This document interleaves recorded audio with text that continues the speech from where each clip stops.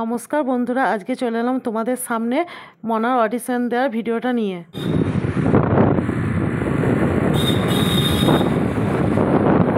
সকাল যখন 6:30 তখন আমরা রওনা দিলাম স্টেশন যাওয়ার উদ্দেশ্যে। আর রবিবার সকালে প্রচণ্ড কুয়াশা থাকার জন্যে তার আগে আমার স্নান করে পুজো সেরে তারপরে বেরিয়েছি। তাই আমার একটু ঠান্ডার জন্য একটু কষ্টও লাগছিলো, তা কিন্তু কিছু করার নেই।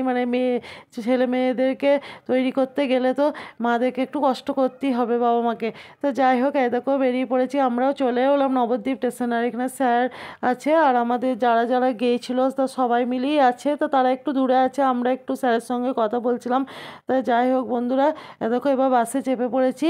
তা নবদ্বীপ থেকে এবার কৃষ্ণনগর বাসে যেতে হবে, কিন্তু বাসে যেতে গেলেই তো আমাদের ভয়, মা মেয়ে সবারই।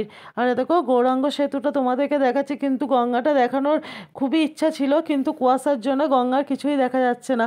তো যাই হোক, দেখো এখানে কৃষ্ণনগর ঢোকার আগেই নামিয়ে দিল, ওইখান থেকে যেখানে অডিশনটা হচ্ছিলো পালপাড়া, তা সেইখানটা কি বলবো, যেতে একটু সুবিধা হবে বলে তা আমরা চলে এসেছি অডিশনদের এই যে জায়গাতে।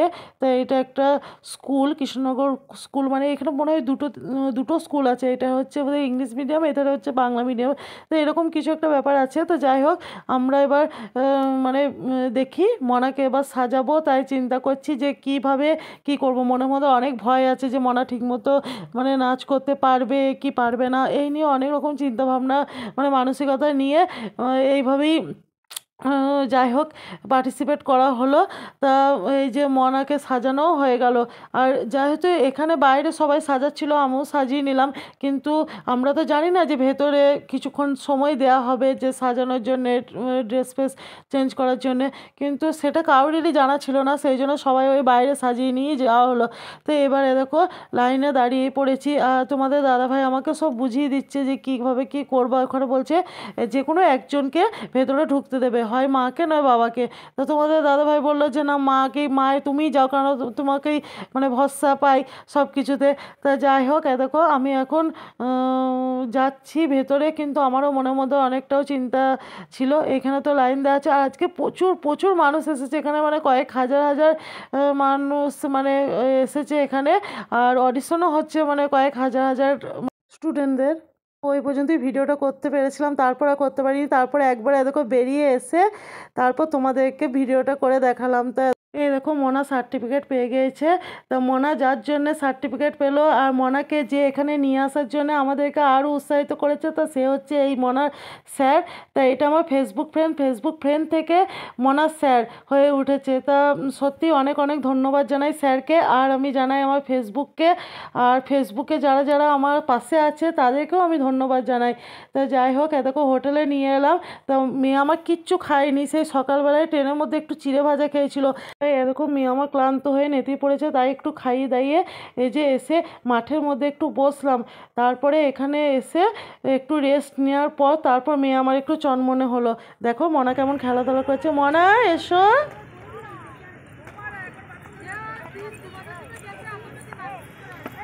কি করছিস? খেলা করছিস? খেলা করছিলি? বেশ, খেলা করছি। আমরা এখানে কিছুক্ষণ বসেও ছিলাম, কেননা সবার তো হয়নি। তো সবাই হয়ে যাওয়ার পর তারপর সবাই মিলে একসঙ্গে আবার বাড়ির দিকে রওনা দিলাম। তা আমরা আসার সময় আর বাসে উঠতে চাইনি, কেননা মেয়ে আমার খুবই কি বলবো ক্লান্ত হয়ে পড়েছিল, আর আমরাও বাসেতে উঠতে পারি না। সেই জন্য একবারে কৃষ্ণনগর থেকে টোটো করেছিলাম। তা স্যার আমাদের টোটোতেই ছিল। তো এইভাবে আমরা 3-4টে টোটো করে তারপরে নবদ্বীপ স্টেশনে এলাম। আর এই যে এখন গল্প করতে করতে আসছি, আরও গার্জেন আছে, আর সবাই মিলে বেশ গল্প করতে করতে সময়টা খুব সুন্দরভাবে পার হয়ে গেল। আর আজকে সারাদিনটা আমাদের খুব ভালোভাবেই কাটলো। আর মেয়ে দেখেছো আমার ঘুমিয়ে গিয়েছে। তা যাই হোক বন্ধুরা, সকালবেলায় তোমাদেরকে মা গঙ্গাকে দর্শন করাতে পারিনি, তাই দেখো এখন দেখালাম। দেখো গৌরাঙ্গ সেতুর ওপর দিয়ে আমরা যাচ্ছি। আর মনাকে এখন সিলেকশন হয়েছে কিনা তো সেটা তো কাউকেই বলেনি, কেননা সবাইকে সার্টিফিকেট দিয়ে ছেড়ে দিয়েছে। তা ওইটা যে সিলেকশন হবে তাকে ফোন করে ডাকবে। আর একটা জিনিস চোখে পড়লো, দেখো এই নবদ্বীপ স্টেশনে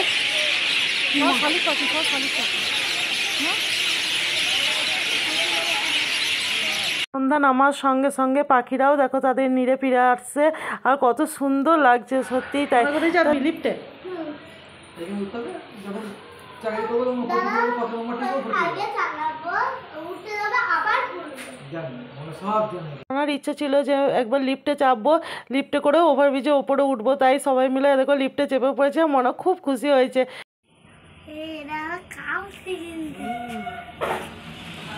তো স্টেশনে আসার সঙ্গে সঙ্গে দেখো তোমাদের দাদাভাই ঝালমুড়ি কিনে দিল। তো ট্রেনে চাপবো, ঝালমুড়ি খাবো না তাই কখনো হয় বলো? কিন্তু সকালবেলায় খাওয়া হয়নি বলে এখন কিনে দিল। ঝালমুড়িটা খুব টেস্টি ছিল জানো তো। জোরে জোরে দেখো ট্রেন আসছে আর এদিকে ঘুগনি কিনে আনলো। তা তাড়াতাড়ি করে ঘুগনি খেয়ে এই যে আমরা চলেও এলাম, কাটোয়া স্টেশনে নেমেও পড়েছি। এবার তোমাদের দাদাভাই স্কুটিটা নিয়ে আসছে স্ট্যান্ড থেকে। তো বন্ধুরা কেমন লাগলো ভিডিওটা অবশ্যই আমাকে কমেন্টে বলো। তোমরা ভালো থেকো, সুস্থ থেকো, আজকের মতো